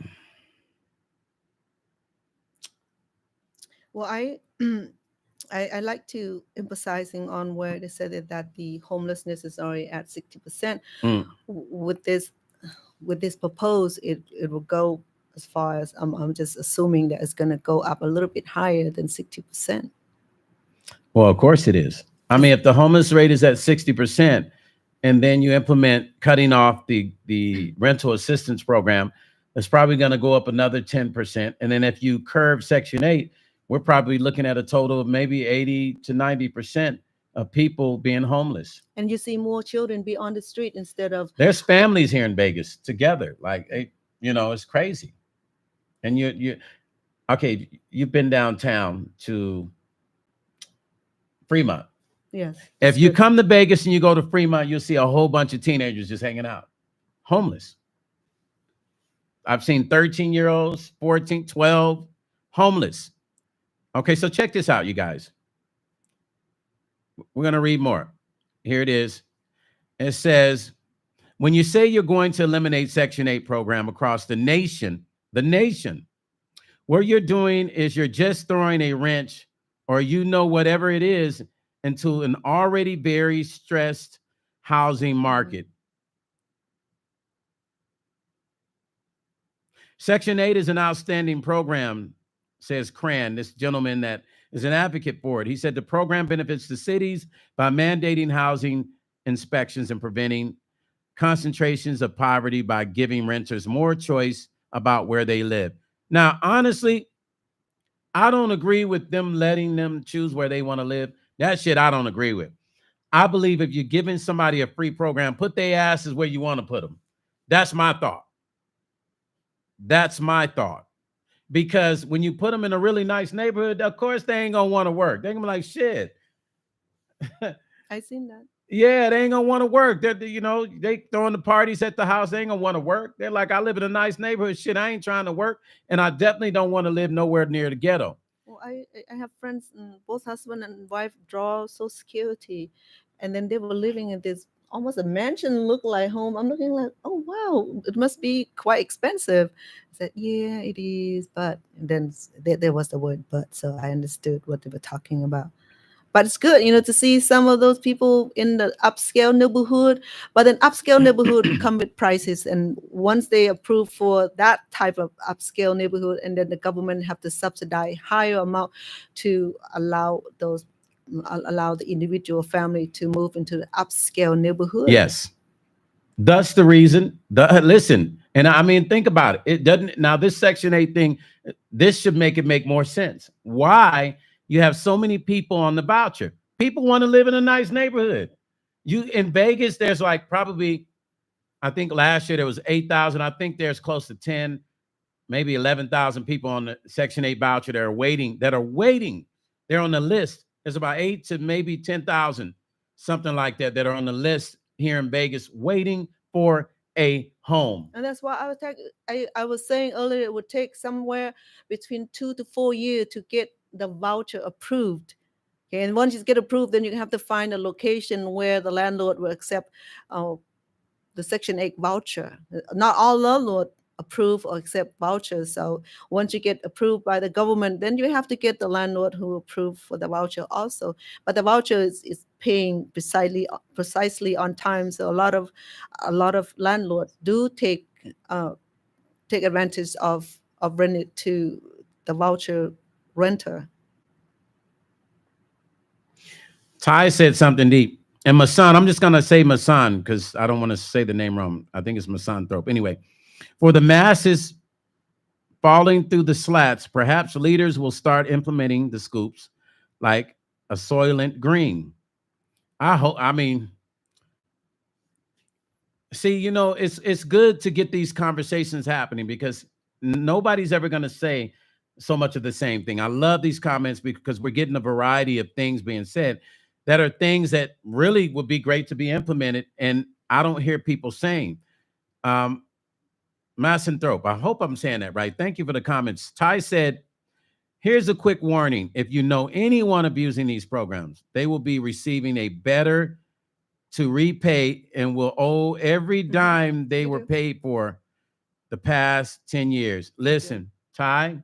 We have people that we work with right now. Listen, my play sister is dealing with that right now. And if she's watching this, we just talked to her yesterday and she's dealing with that right now. She owes all that money back.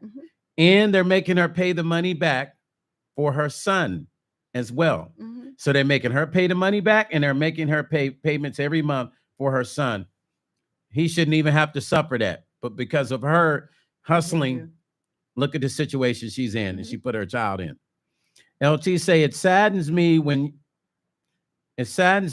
your elders are focused to enter a convalescent nursing home and the facilities take their whole check and give the person $100 a month or less. Oh yeah, they be on them checks. LT, they love when the checks come in. Well, because they calculate it. The care facility is cost as much as a single family home. Anywhere from $3,000 to $4,000. Yeah, And they and might then as well get a home and get a healthcare provider to take care of them. and then if the insurance pay for, if you want a room with the scenery or a room with accessibility, then you pay more. I mean, for folk who had high retirement, $6,000-$7,000 a month, that was no issue.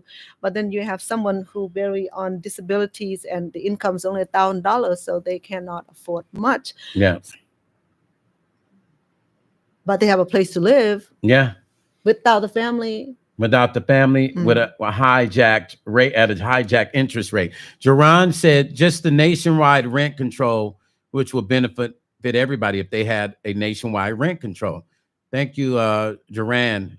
I appreciate that. Ty said it's going to be just like the loans they were giving the small businesses. They got the PP loan. Yeah, arrested later. Yeah, yo, Ty. I wish these young folks, if we got any young people coming in here, if anybody knows anybody on Section 8, listen, you don't have to preach to them. Send them this video. Young people watch videos. Young people don't like nobody really telling them, but they'll watch a video. Send the video to them. If you got some old heads abusing the system, send them this video. Bisnessa said, you're right, Stone. They should not, it's not fair they can live in an upscale. Oh, Bisnessa, listen, they be choosing all the best neighborhoods now. Now imagine this. Auntie Mickey said they're actually getting less than $100 a month, she said. Bisnessa, imagine this. What is that? Jethro, what's happening, family? What's going on with you? Imagine this. Hold on. I'm trying to, yes. Messenthrop said, yes, CC, there's no mercy for anyone. So imagine you work hard, you're getting up every morning. I'm just giving you an imaginary tale, which is not so imaginary. And next door to you, because I've dealt with this. I've dealt with, and it's nothing to do with Section 8 like that, but it is. This family that was living next door to me, they lived on Section 8, but they was pimps, hustlers, hoes, parties, weed all the time, parties, weed, parties, kicking it, pimps, hoes, I don't even know how they ended up in the neighborhood next door to me.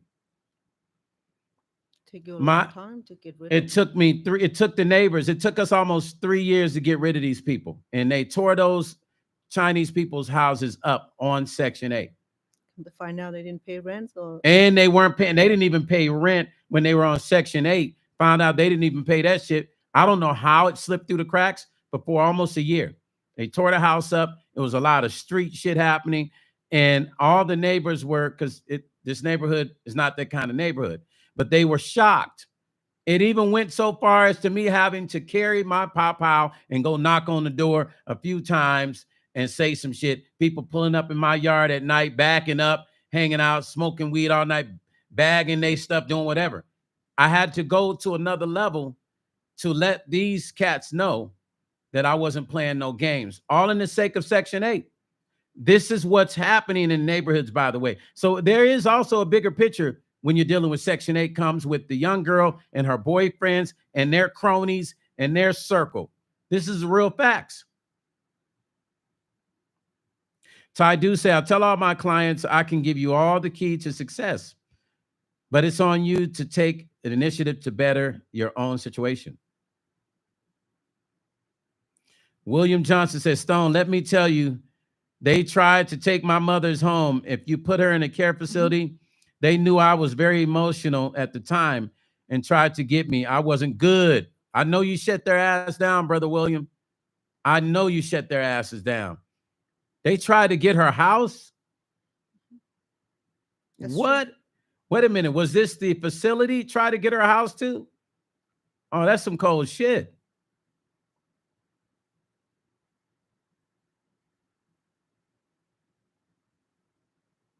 Wow. Damn.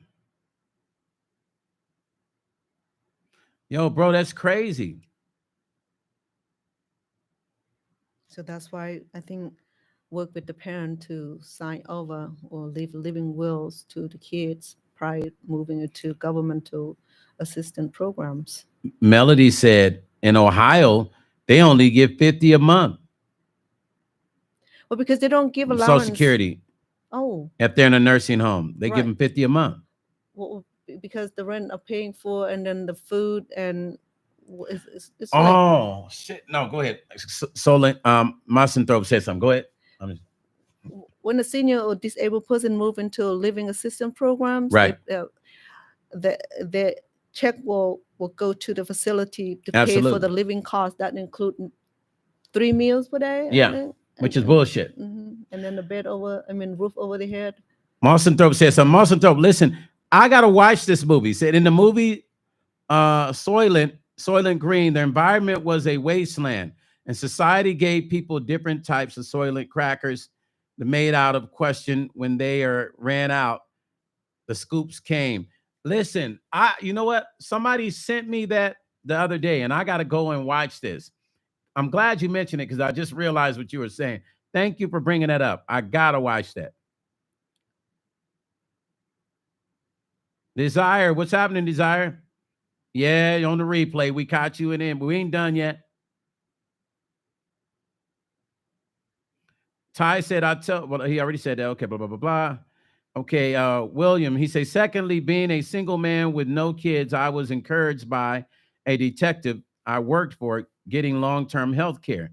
I pay into that to date, so I'm covered if something happens. Yeah, Brother William, that's smart.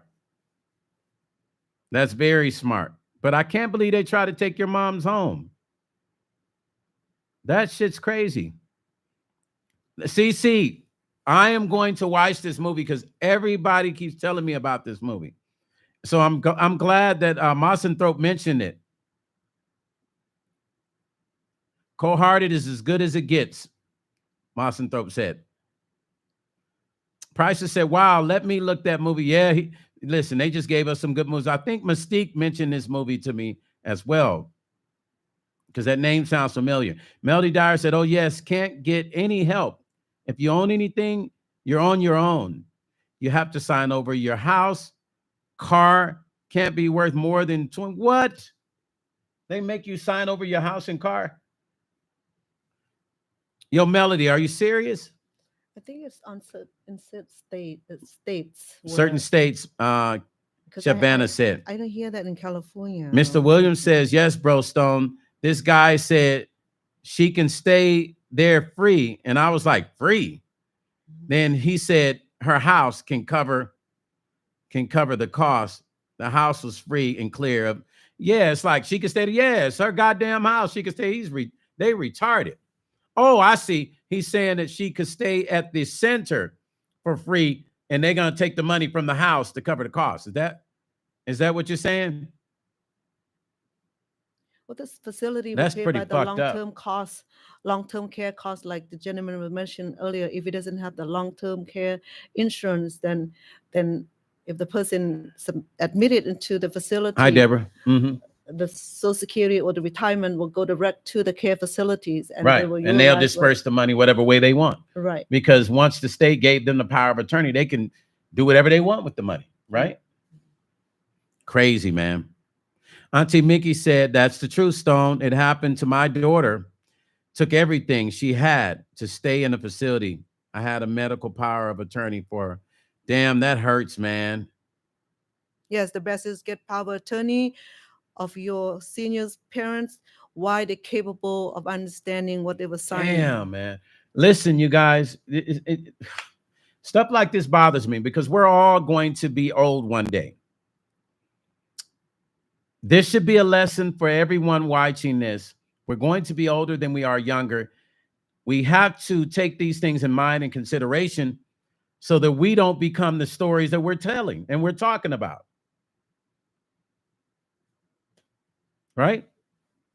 Yes. So I like the fact is that we all come together in these conversations with your expertise, with your researches, able to share with the audience. I think this is wonderful. I like this topic. I think it's very broad and it's complicated, yet it's something that we need to hear, something that we need to raise the awareness, the information that need to be heard, and especially in our community where the ignorance is the major factors for not educating ourselves. Bisnessa said, Honestly, you can have better housing options outside the country. Absolutely.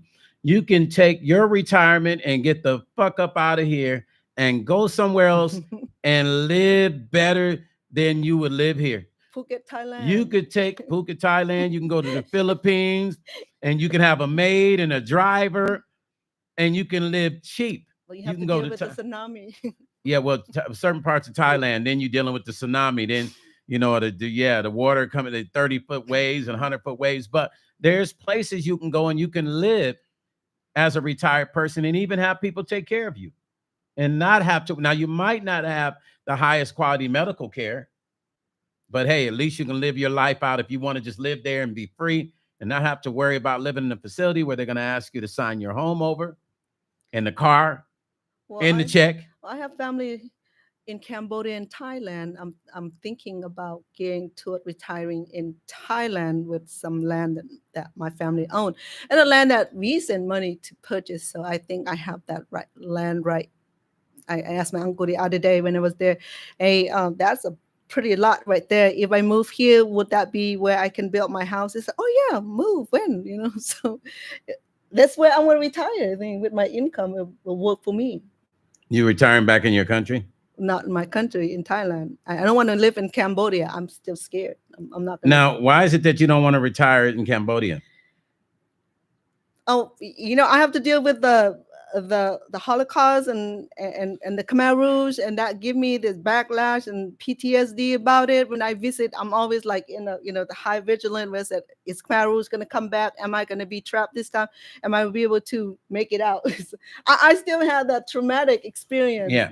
So yeah, she has a legitimate reason for not moving back to Cambodia because she went through something that most of us probably wouldn't understand that she actually lived through, which was the genocide, Cambodian genocide. And it's funny because as well as Chef Banna living through that, one of our moderators, Cambodian Mystique, her family actually moved to Thailand during the genocide. Escaped, excuse me. Mm-hmm. I said moved. Sorry, she corrected. Escaped. Her family also escaped as well. So that's a story that only they can tell. I don't know anything about that. Chef Banna actually lived through it, you know, but Cambodian Mystique's family was part of that, and she was part of that. She was actually, you know, there when all those things happen as well. So those are stories we don't know. So I'm always interested when those stories are told. Let me read some more. Melody said they worked their whole life, bought a home, saved for retirement, then have a stroke or heart attack and need help. Government will help, but then they take everything you worked for. They want you to sell the house. Masanthrop said many people don't think it will ever happen to them. And when it does, it's too late. Absolutely. Thank you guys for these comments. Mary Greenway, hello. She said, hey, Stone, just now getting home. I missed most of your live at the time. I have my girlfriend over 40 years living with me. 4-bedroom house. We share the house. Whole bill's cheaper. Now her renting. You know what, Mary? Thank you. Thank you, Mary, for being a loyal person to life and this earth and what God gave you and helping your friend. This is what I'm talking about, you guys. It's about helping each other. We got to come together. Auntie Mickey said many of the older folks in our community have not been educated about how to save their money, like putting their homes in living trust. Now, Auntie Mickey, here's my thoughts. And I actually learned this from listening to Chef Banna, and it made a lot of sense because she tells her mom this. You have money as an elder, you have money. What are we holding on to the money for? When they pass away, the only thing people are going to do is fight over the money. So enjoy the money while you're here. If you're an elder, spend it, go out, have fun, buy clothes, buy shoes. Sell that house before you move into a facility. Take a long vacation. Right, because here's the thing, especially the money.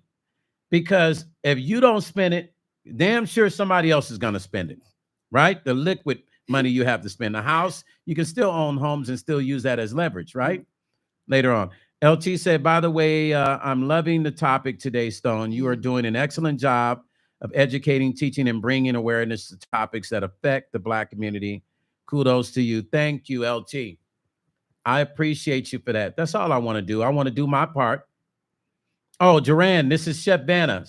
Chef Banna is the guest today. I plan to have more guests. If you guys are ever in Vegas and you pull up in Vegas and you're one of my subscribers, pop up. I'm going to set you on the couch because my podcast is actually called Stone Paxton Music and Life, The Couch. And what? She was saying that her family is married to Cambodians. Oh, priceless. Your sister-in-law is Cambodian? Okay, my sister-in-law is Cambodian. She lived through the genocide also. Yeah, you know, it's we're gonna actually talk about, we'll have and hopefully I can even get Mystique to set in on this panel with her and Banna, because I don't, or if Mystique doesn't have the time, we'll get Banna and another Khmer person. And we'll sit and have I want you guys to hear their story. I want you to hear their story. I can't tell their story, but their story is a story of a compelling story of, you probably didn't even think you were going to make it out of there. And just imagine what they went through. So even though slavery was a longer period of time, but it's still, the similarities are so crazy that it'll blow your mind. But it takes her to tell the story. LT said, let me see who else said it. Stone, no Stone Living Trust for the home, not the money. Oh, Living Trust for, okay, gotcha, Auntie Mickey. Ty said, real solid topic too, fam. Keep it up, cuz. Oh, thank you, cuz. I appreciate it. Leanne said, that's a real person's history told by someone who survived. That's a real yeah, and that's why I don't want to tell it. I can narrate the story, but I'd rather bring people on and let them tell their story. As a matter of fact, Chef Banna, myself, and Cambodian Mystique is part of it. Chef Banna and I spoke 2-3 years ago about a documentary that we're still planning to put together. And we were out in California, all three of us, and we spoke to some different prominent Cambodian people. So it's going to be a documentary. I'm not going to say the name because we don't want nobody to steal it, but it will be a documentary that's going to be on Tubi telling her story. And I will be the executive producer of that documentary along with Chef Banna and Cambodian Mystique. And we want to educate the Cambodian community, but we also want to travel. I wanted to go back home to talk to families who survived. But we want people to know the story is not going to be a sad story. We want, because every Cambodian story, this is my thought. I told her we should tell the story different. Why don't we tell the story about how Cambodian people came here and made a great life, took the worst case scenario and turned it into great situation. Politicians, business owners. That's the story that I told her I want to help her tell. Let's tell that story. Don't tell the same sad story because we've heard it 100 times. Right? We can turn on happy people and dance at the same time. We'll tell the story. Yeah. Well, we can. Well, you can't dance and sing. She want to be a comedian. If y'all haven't noticed, she's a comedian too. Sometimes. Oh, be quiet, you too. Let me see. Tessie said, "Excellent. It's a story that needs to be told." Yes. Massenthrope said, "One's own people can be just as immune as those for another nation's tribe or race." Yes, absolutely, absolutely, family. Oh, Prices said, good. I love documentaries. You know what? It just takes a lot to put this stuff together, but it's going to get done. Okay, listen.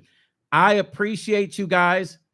Chef Banna, Stone Paxton Music and Life Podcast, The Couch. We thank you guys for listening. I'm going to bring Chef Banna back on. I try to get my moderators to be a part of my panel. Sometimes they don't. I'm going to try to get CC and Mystique up here, and they might not want to do it, but I like including the family circle dynamic as we talk. It's not just about Stone. It's about all of us. I will be doing stuff on StreamYard where I'll be bringing other people in. I've just been having issues with it. I don't know. I deleted the software and reloaded it. We're going to try that again on another live. But listen, I appreciate all of you that have come in here today and showed love on this topic, man. You guys came up with some great statements and comments. Mary Green said something else. Hold on. She said, my girlfriend is a cancer. So she's a cancer survivor. My little sister, my another mother, she can live with me forever. We are friends forever. I love that. See, I like that. Mary, I like you, Mary. Prices said, we really appreciate you coming on live and giving us topics. Thank you. Thank you, Priceless. Nitty said, hello, Stone and Shauna. Have a great day. Thank you so much, Nitty. Scorpio, wherever you are, we all miss you. Tessie said another out of the park live. Thank you, Tessie. Listen, Stone Paxton Music and Life, and you guys know how we do it when we close the show. We're going to turn it up for the happy people. Let's go. All my happy people, I want you to get up and dance, baby. Let's go.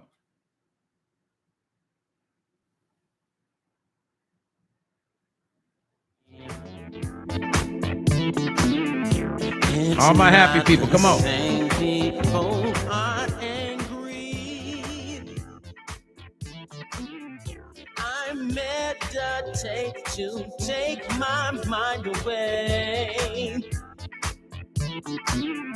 Pray for the world in hopes for a better day. Ooh, come on, happy people.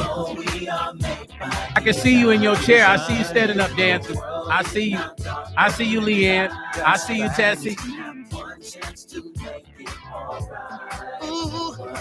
I see you, Cece. Cece think we can't see her dancing. I see you, Divine.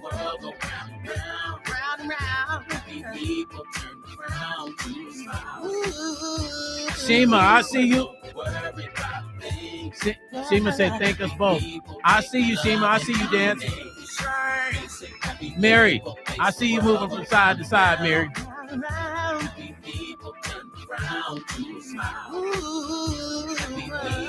Massenthrop, I see you bobbing that head.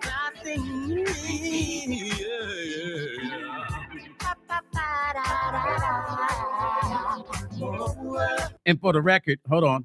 For those of you that do not have these CDs, listen, if you do not have these CDs, make sure that you inbox me. If you are a member, you get this for free. You just pay for shipping and handling, one or the other. If you want both, then, email me and then I'll let you know the cost of shipping both. But if you're a member, you get them for free. Also, limited edition Christopher Williams vinyl. This is rare. I only have like 5 pieces. Maybe I got to look in the box, maybe 10 left. Christopher Williams, Fine as Gold. I produced and wrote this single. You won't find this anywhere. This is a collector's for members, but this is for this one. The price on this is a little bit different, but it's still for the members. Understand? Inbox me if you're interested. Also, if you live abroad, if you live in a different country, the shipping cost is going to be more. So just remember that, you guys. Happy people. Oh, CC, can you put my email address in there for those that are interested, that are members that are interested in getting it? Now, if you're not a member and you still want to get it, you can get it. You just have to pay for it. Okay, so you're going to pay for it plus the shipping. But if you are a member, you only pay for the shipping. People take love and dominate.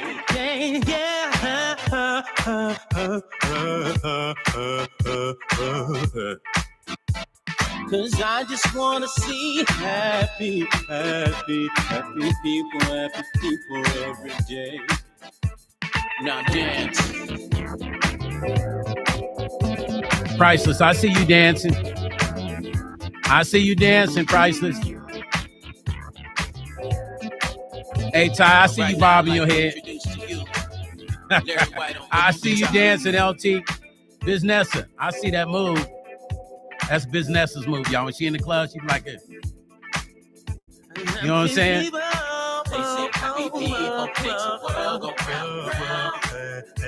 Run, I see you bobbing that head, family. First lady, I see you. I see you like this. We make the world go round. People take love and dominate. CC say she's doing the hammer. Peace and love, you guys. Thank you so much for tuning in. Catch you tomorrow, 12:30. I'm gonna play another song as we go out. I'm letting y'all hear a little bit of Stone Paxton. This one's Feel the Groove. Let's do I Don't Think She's Gone.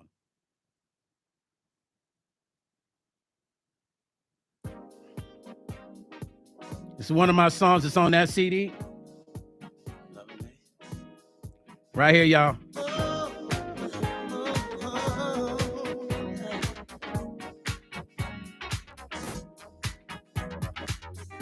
In the morning when I call you, picking up a some latte,